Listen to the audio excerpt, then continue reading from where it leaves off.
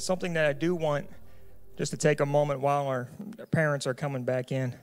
I just want to remind everybody, because I have had some phone calls this week even, just asking me about what is our policy on masks. What are we doing with these things? Now, as a reminder, just because we do have some out-of-town folks with us, the city of Columbia has passed an ordinance requiring masks in public places. And so the stance that we've taken and what we're trying to do is we are asking everyone, if possible, we are asking everyone to wear a mask. Now, I know some of you there's medical issues and there's other concerns that come along with all that. We make room for that, but I just want to reiterate what we are asking everybody to do is, if at all possible, wear a mask, bring one from home. We've got a bunch of them out on this table, out on the right by the door over there. Feel free to help yourself and then take one with you if you need one during the week as well. We want to provide that to you to bless you with that. The danger with all of this, guys, what really has me concerned is that this has become more than anything an image of division, of disunity. Who would have thought that a culture could experience so much conflict over, I don't know how much this thing weighs, a 3-ounce mask, something like that. And what concerns me is that division and that disunity, it has a tendency to move from the culture into the church. Now, the church, we are called to be the united. We are called to be the most united people out there, the most united community that has ever existed. That doesn't mean that we have uniformity. Unity is not uniformity. That doesn't mean that we all think the same and act the same and talk the same and all of those things. You've heard me say before that the most diverse community in the history of the world is the Christian church. And it is also called to be the most united community in the world.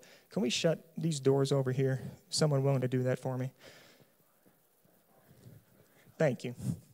Now, one of the ways that our culture tries to breed disunity and tries to breed division is that it has a tendency to label people that they disagree with, to try to dismiss folks for having a different opinion, a different understanding, different ideas, to give them this label, because once they have the label, then they can be dismissed and their ideas don't have to be interacted with.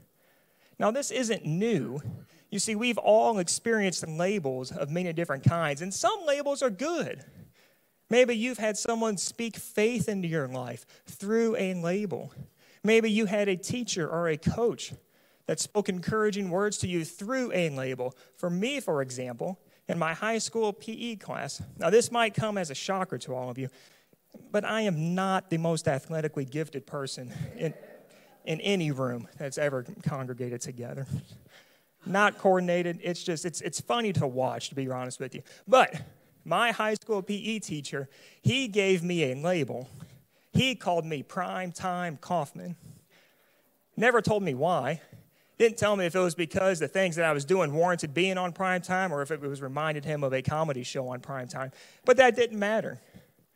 To the 15-year-old me, having my coach label me like that motivated me and inspired me to do great things, the best that I could in his class. And so sometimes labels are good, but far more often, labels are bad and they're negative, and they only serve to destroy a person. And when we have those labels, it's as if everyone can see what they are. For example, I want to share a few of mine with you today.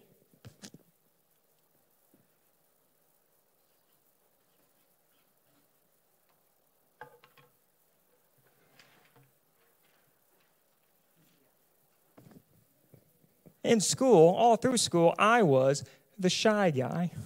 The guy that didn't like groups, the guy that was hard to talk with because I didn't do much talking. I was more content to have a conversation with myself than anybody else. I was the guy that a lot of the teachers were concerned about just because I was really quiet. I avoided large gatherings. I avoided groups of people. And fast forward in a few years, God decided to make me a pastor. And so tell me God doesn't have a sense of humor. But this was a label that I wore all through school. It wasn't the only label. I had another one.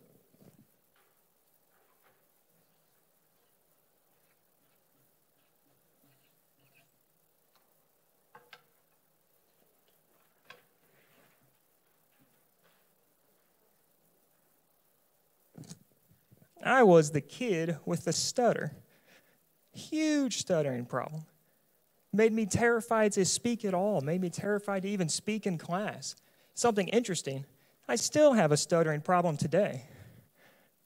It's just that over the years of being teased for something and picked on for something, you get kind of good at hiding it. And so the label that I had all through school for many, many years, even today for people that really know, is I had a stuttering problem in a major way. Now, these are kind of trivial. Being shy, having a stutter, that's not the end of the world. Let me share with you another label that I had that many of us can really share in.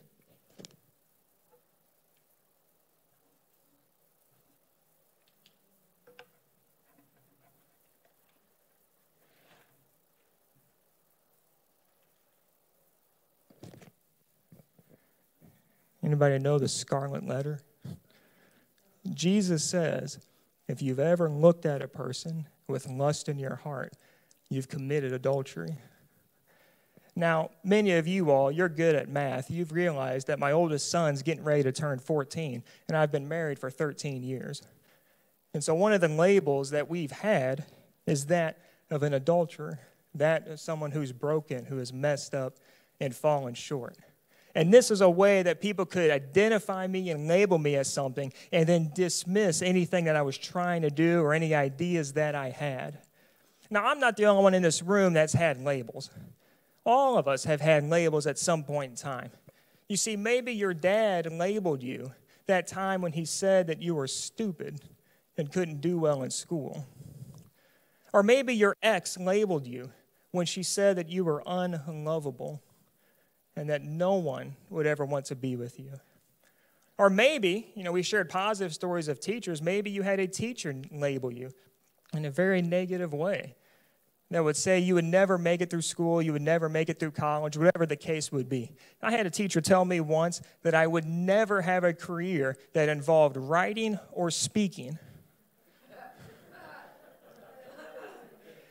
God's got a sense of humor. So what I want you to do, I want you to take those cards that we handed out to you in our group at home. This is what I want you to do. I want you to write down a label that has been given to you. Write this down for our online group. On my own, I am. Write down one of the labels that somebody has put on to you. It could be positive or negative. But take a moment and write that down.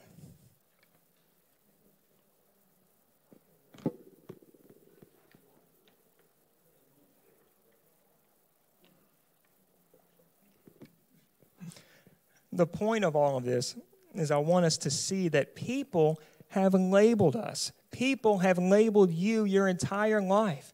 And those labels can be incredibly difficult to live down. I can't tell you how many people that I've met over the years that are still trying to prove their dad wrong when their dad died 20 years ago. The labels that are given to us, we internalize them and we allow them to define who we are and how we will live this life that we've been given. And not only do we find it hard to live down the labels that other people have put on us, when we label somebody, we find that very hard to live down and to let them live it down.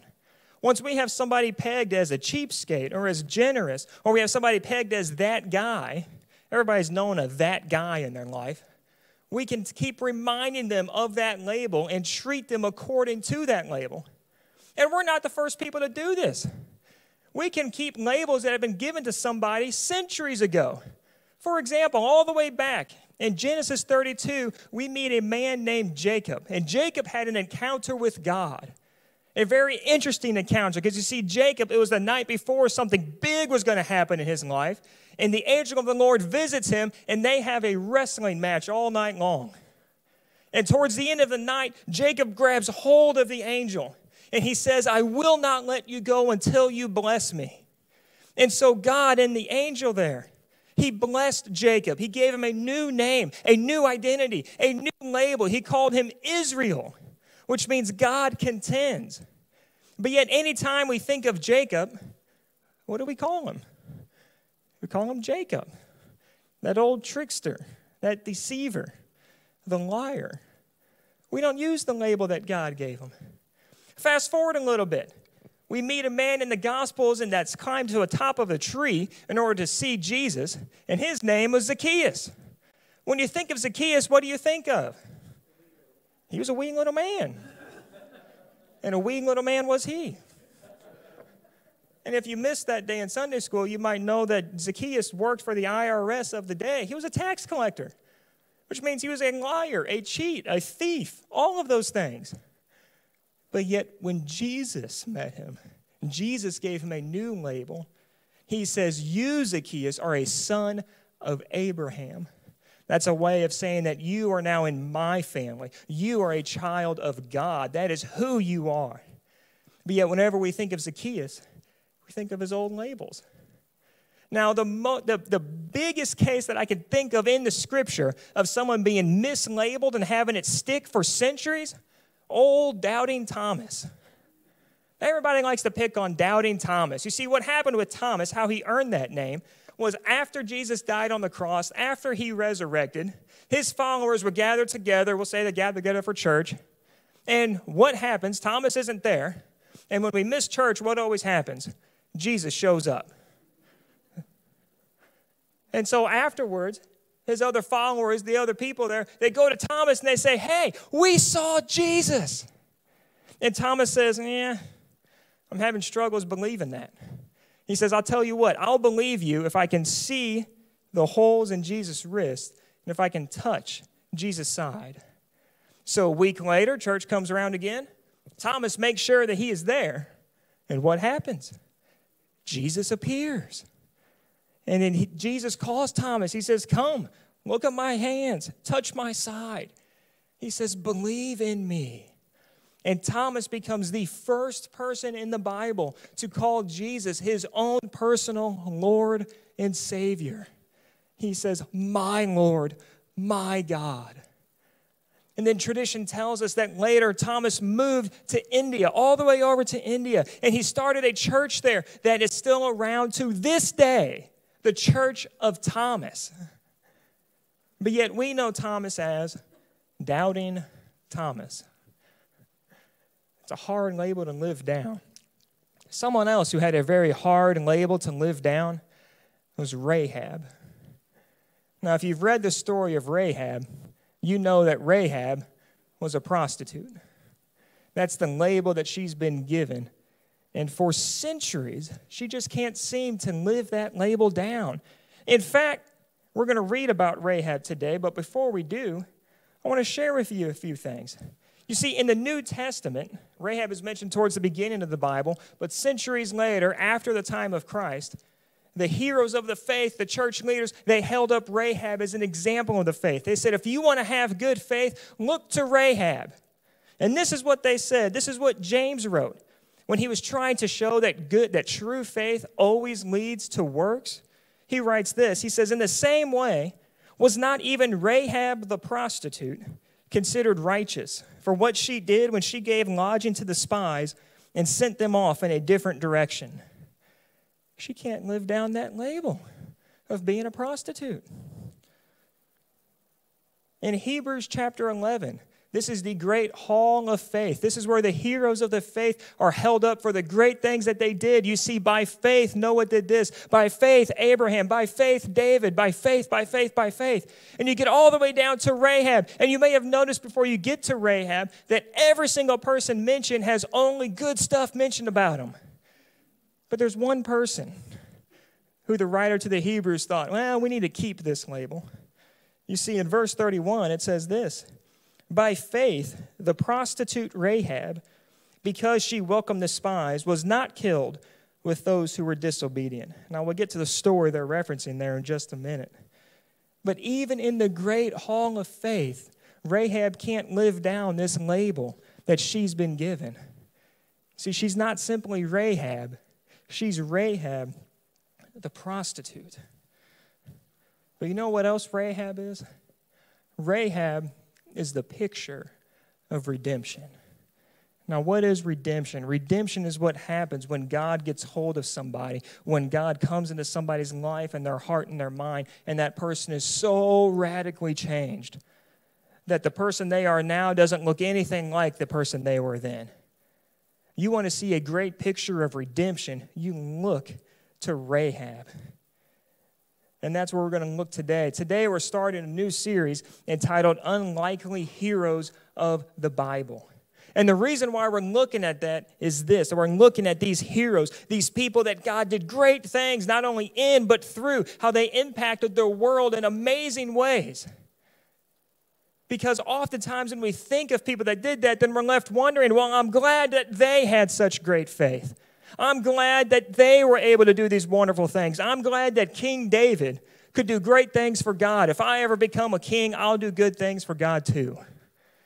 But we forget that they had sharp edges, that they had fallen, that they had a mess. See, when I come to God and I say, God, I wish I could do things for you. I wish I could be useful to you. God, I wish that you could do things in my life and through my life. But then we think, what can God ever do with me? What can God ever do with a shy, a stuttering person? What can God ever do with someone that has earned the scarlet letter, just like almost every one of us have? And the answer is this: everything. God can do absolutely anything in our lives because that's how great our God is. God is so great, so good, and so powerful that he can even accomplish great deliverance and great salvation through the prostitute Rahab. Now, if you have your Bibles, open them up to Joshua chapter 2. This is where we're going to be spending our time this morning. If you don't, the scriptures will be on the screen here in just a little bit. But I want you to look at verse 1 with me. Joshua chapter 2 and verse 1. And this is what it says. It says, Then Joshua son of Nun secretly sent 2 spies from Shittim. He said, Go, look over the land, he said, especially Jericho. So they went and entered the house of a prostitute named Rahab, and they stayed there. The very first thing we learn about Rahab was that she is a prostitute. Now, the spies went there because people wouldn't be surprised to see strangers going into a prostitute's house. That would be considered normal, just given her business.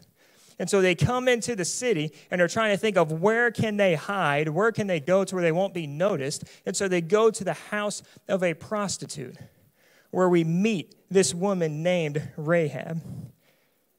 Now, the spies that came, these were most likely the worst spies that have ever lived or have ever tried to be spies.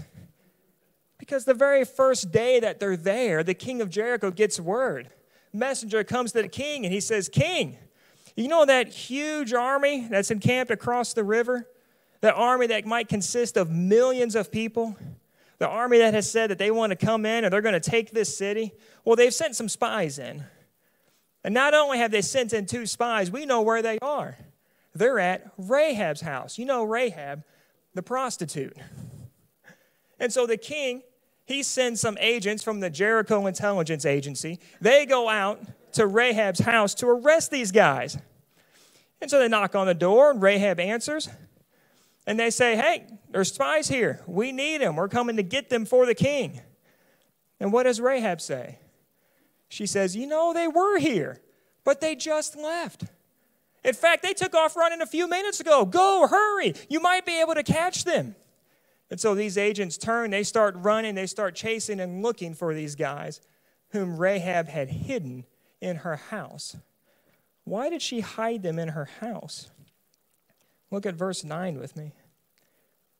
Rahab said to them, I know that the Lord has given you this land, and that a great fear of you has fallen on us, so that all who live in this country are melting in fear because of you. We have heard how the Lord dried up the water of the Red Sea for you when you came out of Egypt, and what you did to Sihon and Og, the 2 kings of the Amorites east of the Jordan, whom you completely destroyed. When we heard of it, our hearts melted in fear, and everyone's courage failed because of you.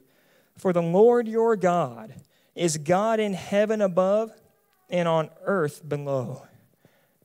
Rahab makes a very simple confession of faith.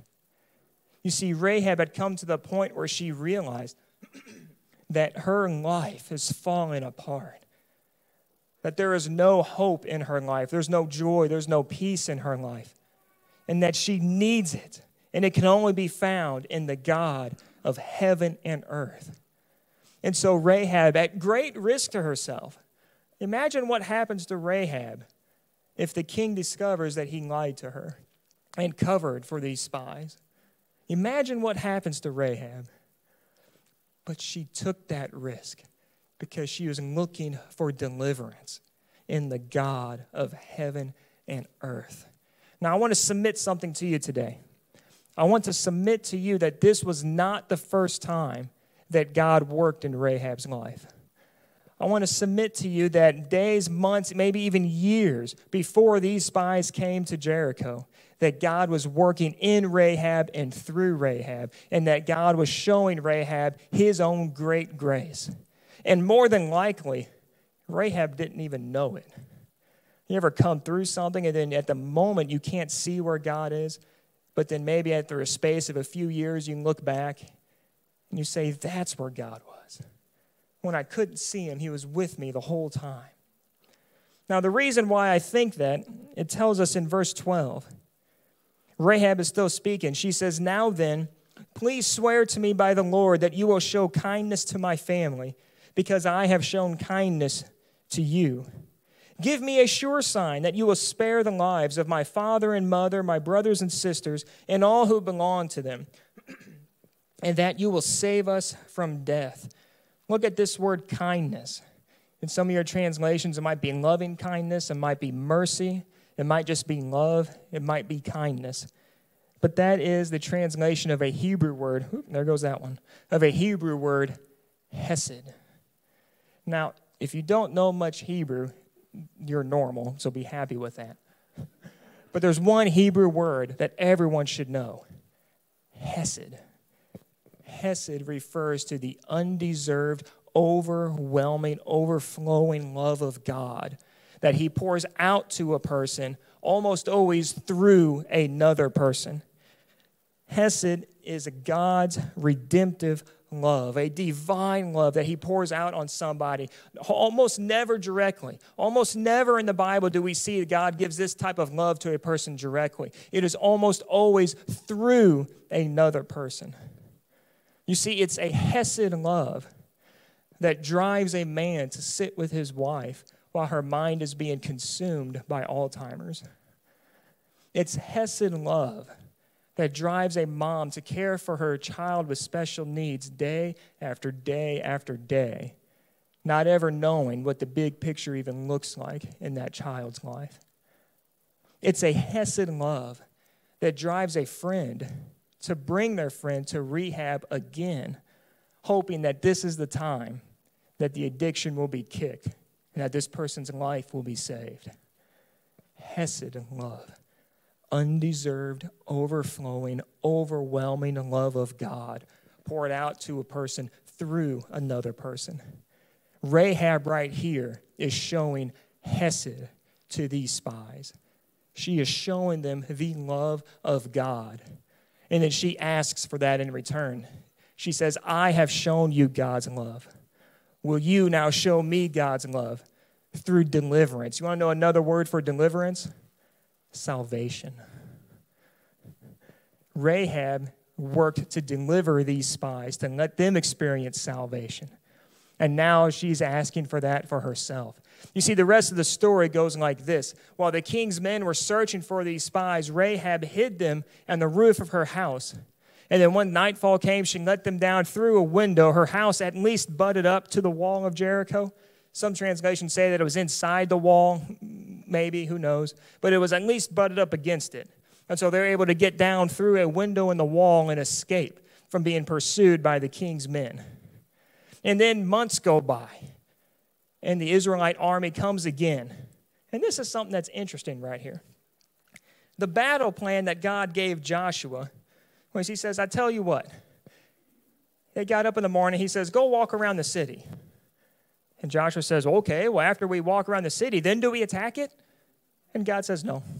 All right, so they get up, they walk around the city, they go back to their tents. The next day they get up, and Joshua prays, and he says, God, how do we take this city? And God says, you know what? Why don't you go for another walk?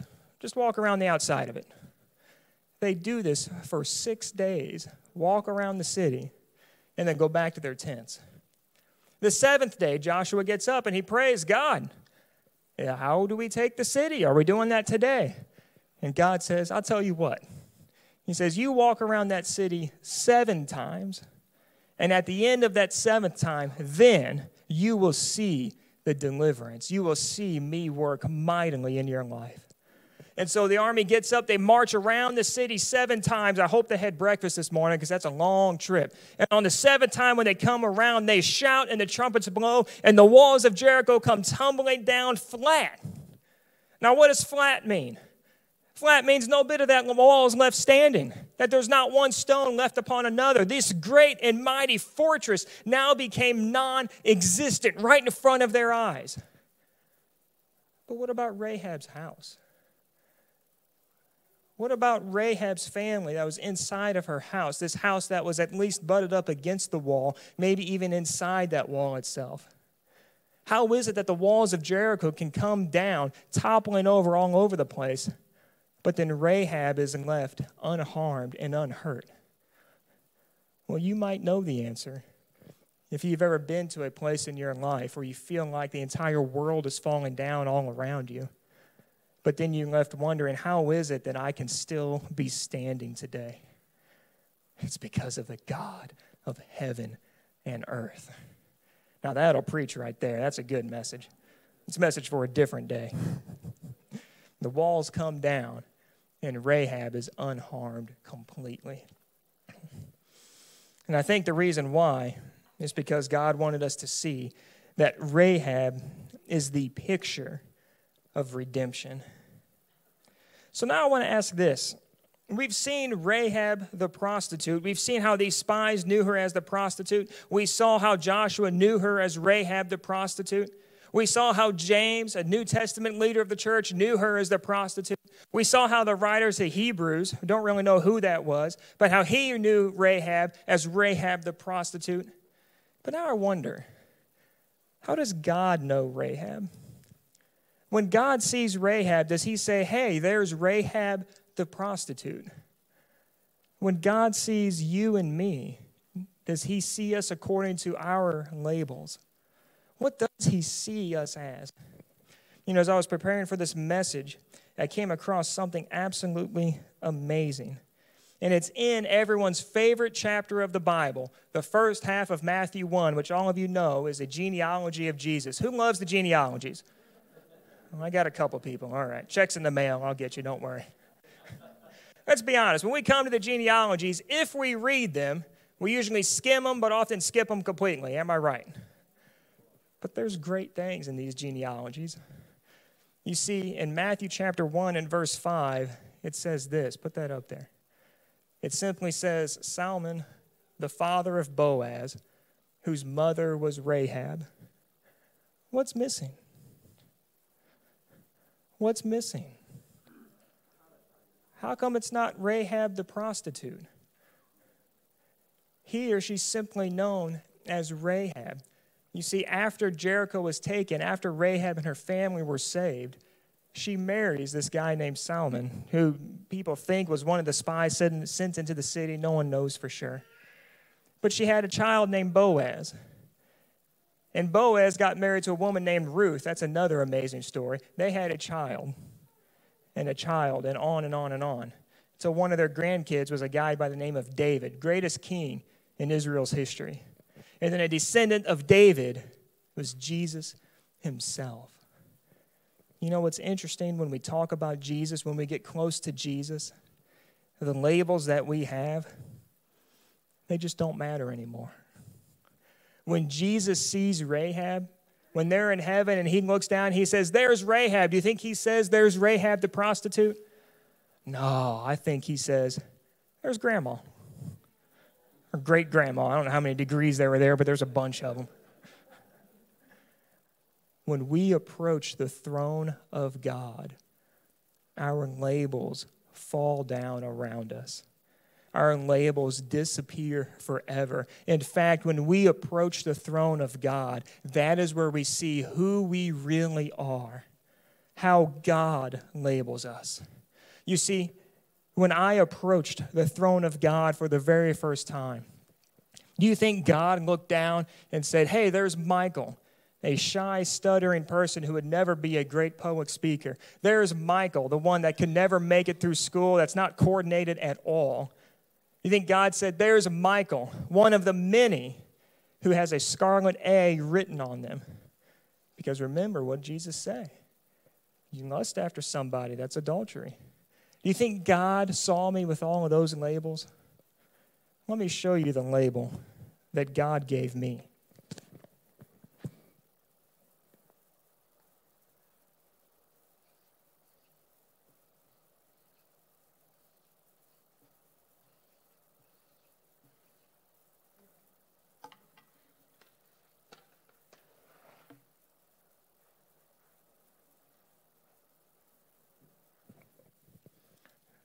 When God saw me, he said, that is my son.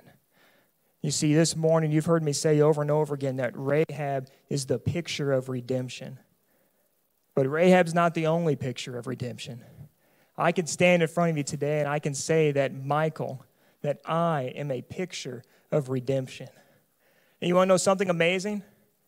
I am by no means the only picture of redemption in this room. Every single one of you are a picture of redemption, an example of redemption. Every single one of you, God can hold up as an example of the faith and say, by faith, they did wonderful things. Look back at that label that you wrote down. Look back at that card. On the front side, it says this, on my own I am. Flip it over. With Christ. I want you to write down a new label that God has given you. For our folks at home, write down a new label that God has given you. It could simply be that God calls you his son, his daughter. Your label could be as free. Write down, when God looks at you, what do you think he sees?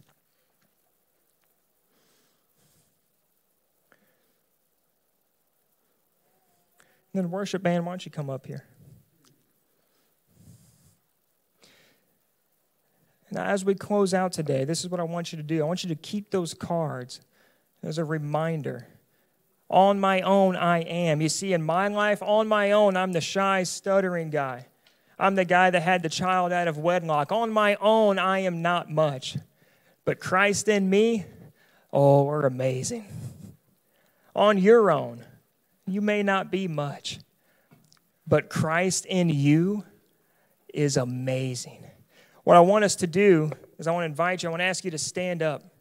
And I want you to take this truth and I want you to embed it deep within you. Now, you may have noticed that in my preaching, typically I offer the biblical passage, the biblical idea, and then I'm very concerned with showing everyone how that gets lived out within our lives. This message is slightly different. You see, this message isn't focused on what we do. It's focused on who we are. And so I want to ask you, if you're able to stand, go ahead. Our folks that are at home, stand up as well. And I want us to read this together. You see, we're going to go through a few verses in the Bible where it talks about redemption, where God talks about his redeemed people. And anytime you see a blank line, I want you to read it out loud as your name. So, for example, on this right here, I'm going to say Michael is the picture of redemption. Ron's going to say Ron is the picture of redemption. Gerald's going to say Gerald is the picture of redemption. Are you with me right now? Let's look at this. Are you ready? Michael is the picture of redemption. Give us the next one, John. Jesus gave himself for Michael's sins to rescue Michael from the present evil age according to the will of Michael's God and Father. You believe Jesus gave himself for your sins? Come on now. Give us the next one. God says, I have swept away Michael's offenses like a cloud, your sins like the morning mist. Return to me, for I have redeemed you, Michael. Do you believe God has redeemed you this morning? We have one more. Very famous verse. For God so loved Michael. Let's say that again. For God so loved Michael that he gave his one and only Son, that Michael would believe in him and should not perish but have eternal life. Do you believe today that Jesus came for you? It's easy to say Jesus came for the world. It's a whole different thing when we say Jesus came for me. If you are the only person in the world, Jesus would have come for you. Now, as we close out, as we sing this song and worship, I want to invite you to do this. If you want to sing out loud, great, go for it. But I invite you to close your eyes. And I invite you to do this, to see yourself coming to the altar of God, coming to the throne of God. And as you're coming, I want you to see all of those labels that other people have been putting on you your entire life. And as you get closer to God, those labels fall away. And instead you see God and He says, you are my son or my daughter. He says, I give you a new name today. I give you a new identity. I call you a little Christ. That's what Christian means. He says, I call you a member of my family. You see Jesus there, and Jesus says, I call you today my sister or my brother, and I am not ashamed to tell the whole world that you are my sister or my brother. See yourself coming to the altar of God and receiving His name and receiving His label upon your life. Let's worship together.